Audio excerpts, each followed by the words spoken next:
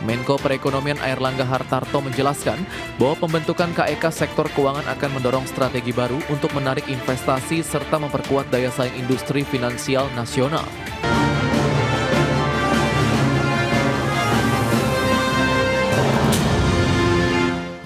Ya, pemerintah masih mematangkan rencana pembentukan kawasan ekonomi khusus yang akan berfokus di sektor keuangan. Pembentukan KEK sektor keuangan akan mengacu pada model yang diterapkan di Dubai yang dinilai sukses menarik institusi keuangan global melalui kombinasi insentif fiskal, kemudahan regulasi, serta infrastruktur pendukung yang kompetitif.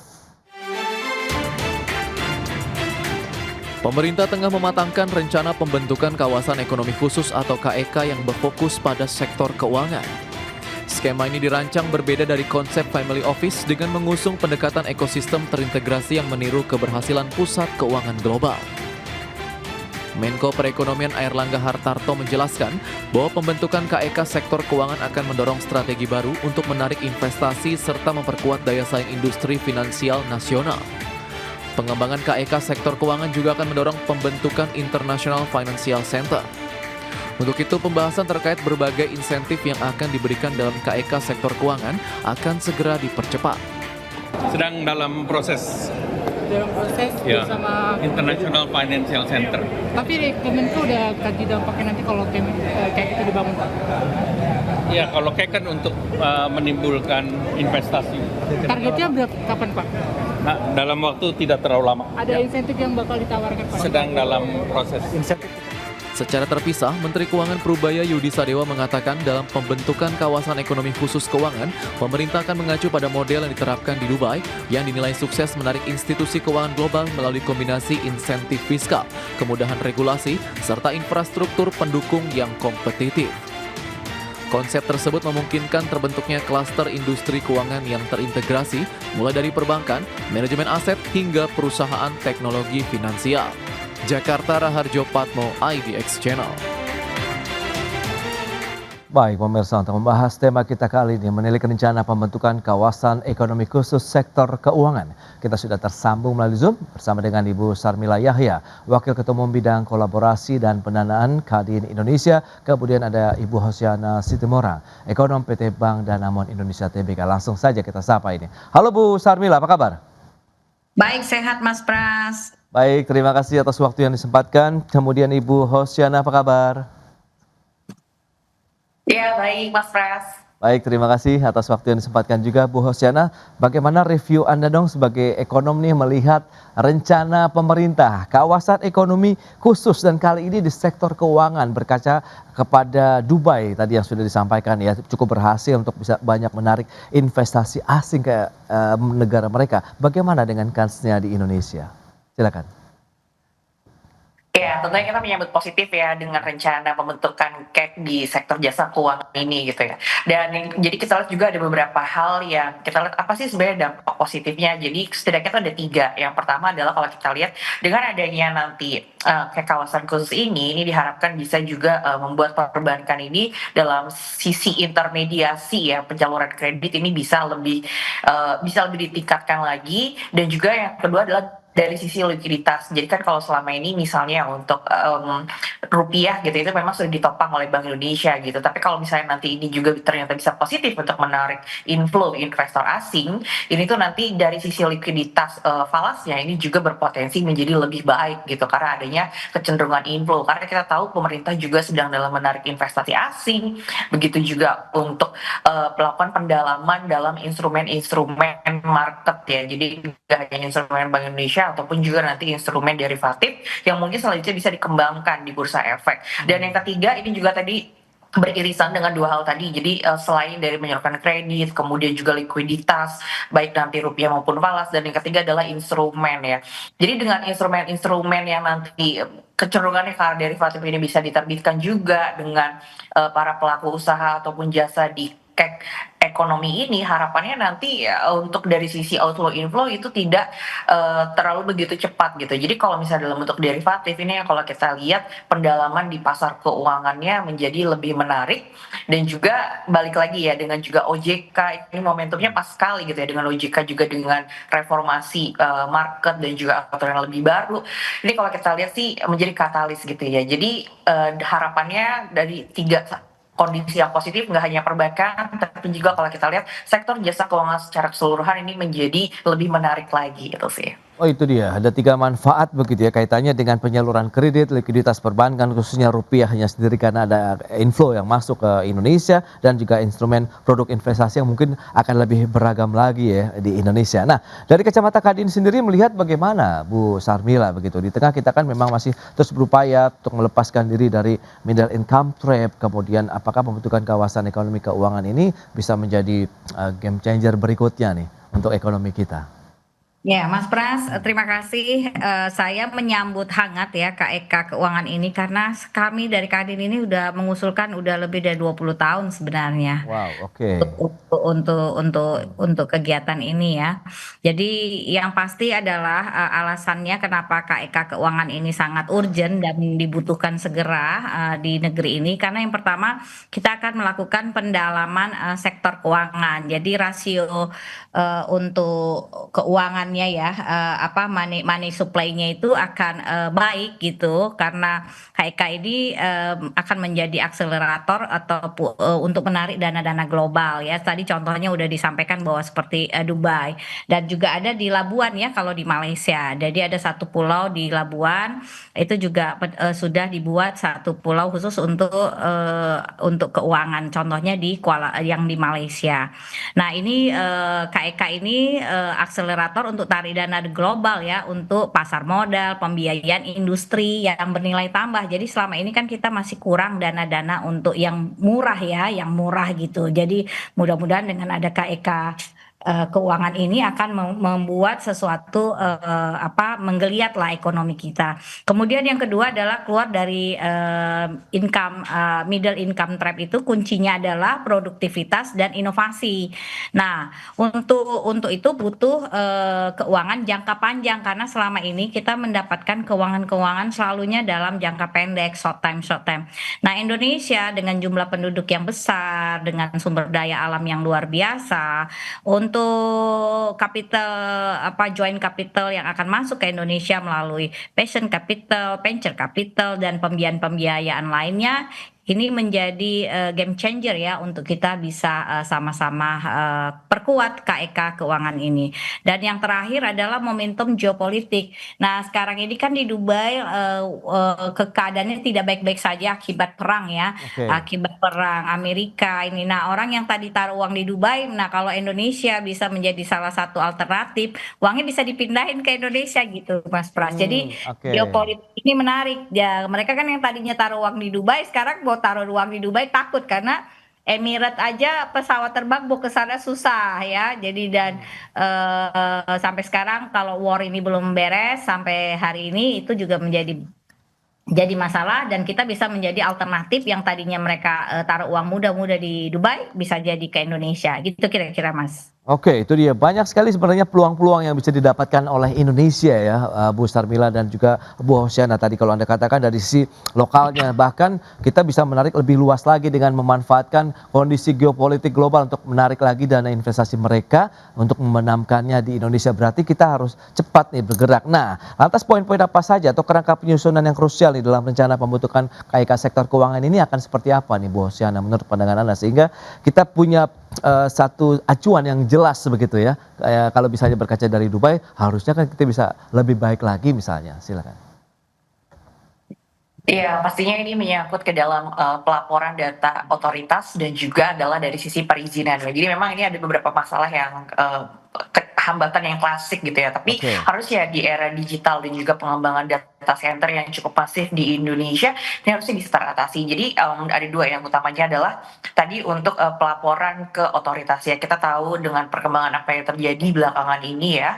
Jadi harapannya dari sisi regulasinya ini bisa lebih teremphasize lagi gitu. Jadi dengan digital system yang sudah online ataupun single own gitu ya ataupun registrasi yang bisa dilakukan secara digital, harapannya adalah dari sisi regulasi otoritasnya ini memang benar-benar bisa melakukan fungsi pengawasan yang lebih lebih baik lagi gitu ya, kalau kita tidak mengatakannya lebih ketat lagi. Jadi ini juga yang diharapkan nanti dari sisi skill set-nya, baik Oke. dari sisi pengawasan dari laporan keuangan maupun juga dari lalu lintas transaksi di jasa keuangan itu sendiri. Jadi intinya kita mau meminimalkan fraud gitu ya.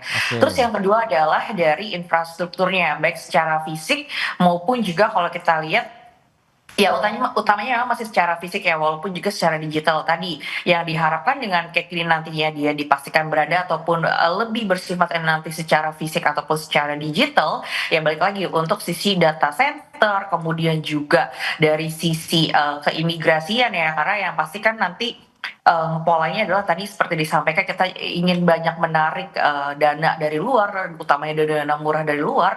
Jadi dari sisi imigrasi ini juga menjadi suatu perhatian yang kalau kita lihat perlu lebih ditekankan gitu sih. Baik, itu dia pelaporan ke otoritas ya, regulasi supaya bisa lebih baik lagi. Yang penting bagaimana digitalisasi bisa menjadi kunci lah bisa dikatakan ya untuk bisa meningkatkan lagi pelayanan ataupun mungkin kebijakan-kebijakan yang akan berlaku di kawasan ekonomi khusus sektor keuangan. Kita akan bahas lebih jauh lagi keterlibatan dari pelaku usaha ataupun mungkin investor global begitu di KEK sektor keuangan ini di segmen berikutnya. Kita akan jeda sebentar Bu Hosiana dan juga Bu Sarmila, dan pemirsa tetaplah bersama kami. Ya, Anda masih menyaksikan Market Review pemirsa, dan berikut ini kami akan sampaikan sejumlah data. Kita akan cermati bersama ada 25 sektor kawasan ekonomi khusus di Indonesia, dan sektornya apa saja seperti yang bisa Anda saksikan di layar televisi. Nah, ini dia ada 13 sektor industri, kemudian 8 sektor pariwisata, ada juga 3 sektor digital dan pendidikan, dan 1 sektor jasa lainnya. Ini dia sektor-sektor kawasan ekonomi khusus yang ada di Indonesia. Berikutnya, kita akan lihat dari sisi perbandingan luas kawasan ekonomi khusus di Indonesia dengan sejumlah negara lainnya. Ya, seperti yang bisa Anda saksikan juga, kita lihat apa saja ini.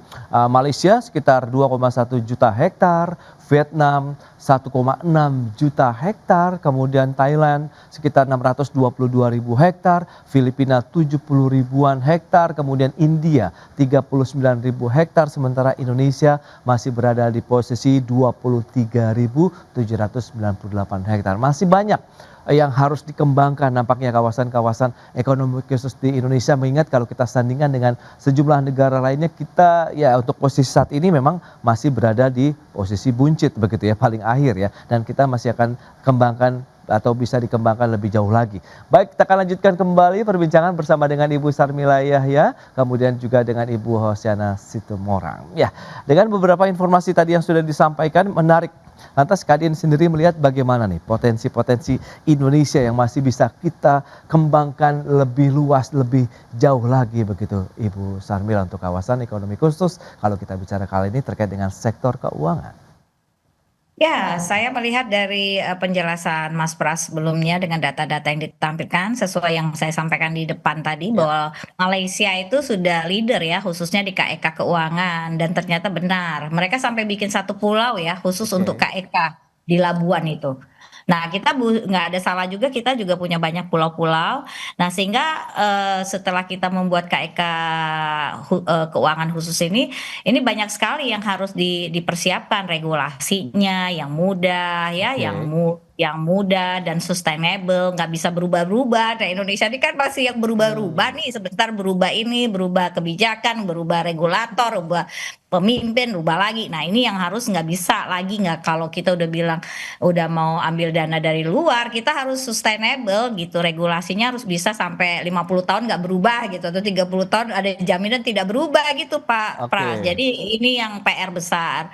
Kemudian devisanya harus devisa bebas, terus lalu lintasnya modalnya juga harus apa ya, kapital kontrolnya nggak boleh terlalu dalam ya, karena apa, ini kan uang, bahkan kayak di Dubai itu kita tanpa pajak loh naruh duit di situ, dan Oke. udah private. Kalau kita udah naruh uang di kawasan itu nggak bisa orang naruh-naruh besok data kita diedar kemana-mana, di mana ke siapa aja itu. Jadi security daripada keuangan juga kita minta diperketat gitu ya, sehingga devisannya devisa bebas.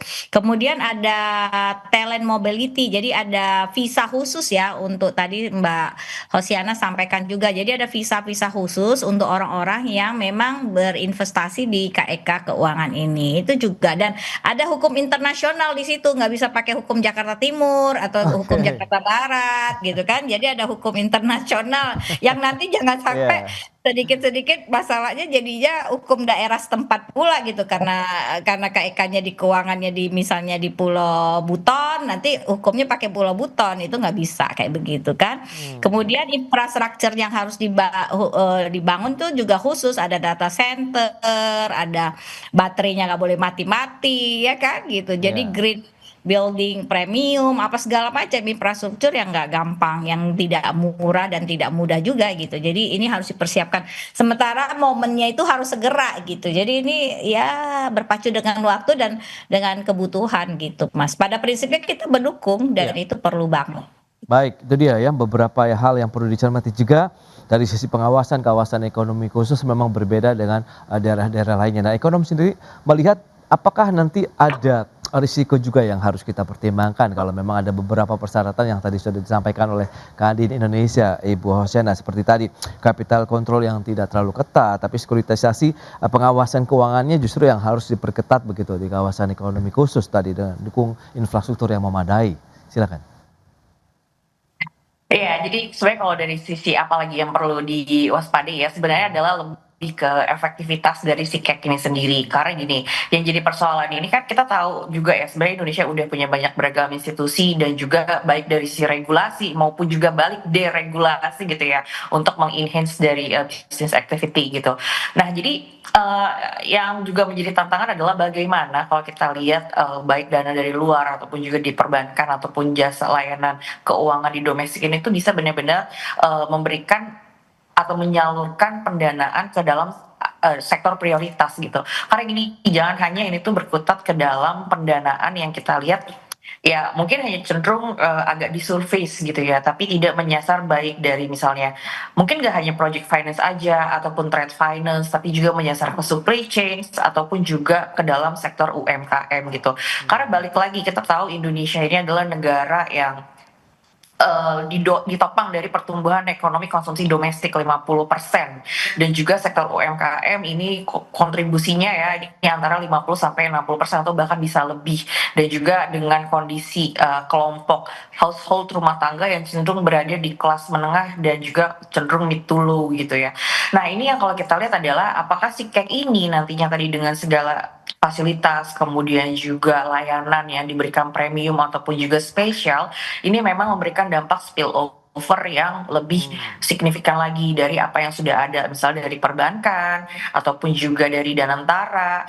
Karena saat ini kan juga pemerintah ya, karena kemarin saya juga baru dari acaranya Bank Indonesia itu namanya PNISI, jadi akselerasi untuk intermediasi layanan jasa keuangan maupun juga perbankan ke dalam sektor strategis pemerintah dan juga UMKM gitu ya. Ini Oke.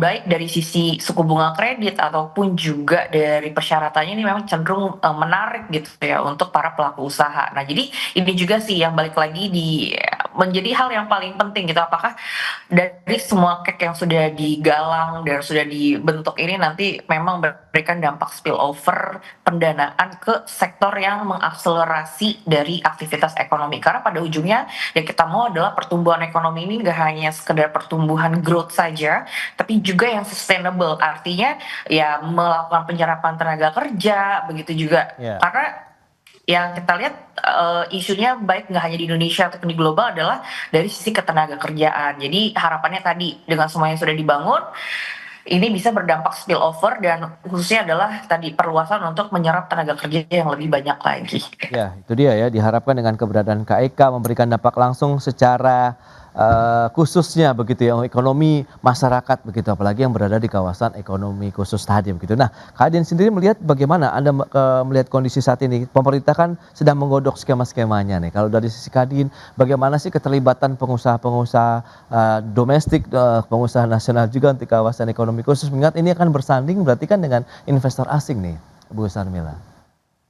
Ya, pada prinsipnya kita tetap bisa survive dan kita mendukung ya untuk KEK keuangan ini Oke. betul-betul bisa terlaksana. Tapi harapannya tidak menjadi kawasan elitis atau jadi real estate ya, hanya terfokus kepada real estate ya, karena itu jadi kawasan khusus, nanti jadi kawasan real estate saja gitu. Dan plus mengejar tax holiday gitu. Jadi ini betul-betul kita harus memastikan ya bahwa yang di kawasan KEK keuangan ini udah betul-betul sudah ada ya, ada groundbreaking-nya dari beberapa company internasional, dari fintech-fintech company yang memang mereka niatnya tadi yang disampaikan itu adalah mengalihkan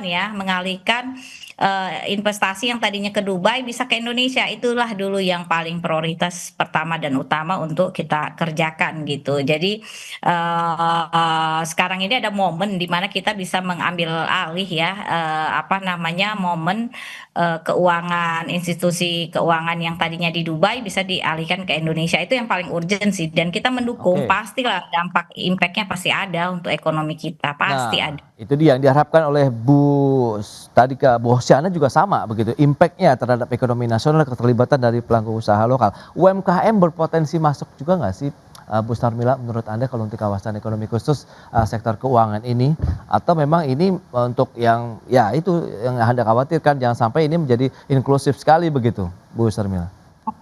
Kalau UKM secara langsung dampaknya pasti nanti dalam hal penyaluran kredit ya, ataupun penyaluran keuangan yang nantinya saya fokuskan itu adalah untuk membangun industri-industri yang mempunyai nilai tambah dengan potensi kearifan lokal di masing-masing wilayah. Jadi Oke. pastinya 90% ya, bahkan Indonesia ini UKM yang ada itu 90% itu adalah kelas middle low. Nah, mereka ini yang nantinya akan mendapatkan pembiayaan dan murah ya, tentunya dari dampak daripada KEK keuangan ini. Kalau memang betul-betul banyak orang yang itu ada juga Mas Mas Pras, KEK ini mereka hanya simpan uang aja di situ Mas, hanya kayak uangnya nggak boleh dipakai, hanya tersimpan aja gitu. Ada Oke. juga seperti itu Pak Pras. Jadi Iya, iya, iya. tergantung modelnya seperti apa. Ada yang mereka cuman kayak siapin bunker ya, mereka punya emas yang banyak, nyiapin bunker emas, jadi tempat penyimpanan emas gitu. Jadi ada yang memang bisa dijadikan agunan untuk keuangan berikutnya. Tapi aslinya pastinya ini kita pasti akan berdampak lah ke semua sektor kalau itu memang betul bisa kita kerjakan, dan kita positif ya. Pastilah akan berdampak dan pasti akan berdampak. Baik, kita akan tunggu nanti seperti apa skema yang akan dirilis oleh pemerintah ya terkait dengan kawasan ekonomi khusus sektor keuangan. Semoga tadi memang diharapkan menggerakkan ekonomi nasional, kemudian sektor keuangan di dalam negeri yang memang menjadi salah satu penggerak ekonomi juga ya dari sisi penyaluran tadi pembiayaan dan lain-lain. Tapi di satu sisi yang paling utama adalah dampak realnya langsung kepada masyarakat, kemudian pelaku usaha kecil, menengah sampai yang besar di Indonesia juga ikut merasakan dengan hadirnya KEK yang tersebar dari Sabang sampai dengan Merauke. Baik, Ibu Hosiana, kemudian Ibu Sarmila, terima kasih banyak atas informasi, update dan juga insight yang sudah diberikan kepada pemirsa pada hari ini. Selamat melanjutkan aktivitas Anda kembali, salam sehat. Sampai berjumpa kembali, Bu Sarmila, Bu Hosiana. Terima kasih. Thank you Ibu Sarmila. Terima kasih Mbak Salma. Baik pemirsa, 1 jam sudah saya menemani Anda dalam market review dan perbaharui terus informasi Anda hanya di IDX Channel, your trustworthy and comprehensive investment reference. Karena urusan masa depan harus depan, aku investor saham. Saya Prasetyo Wibowo beserta seluruh kerabat kerja yang bertugas pamit undur diri. Terima kasih, sampai jumpa.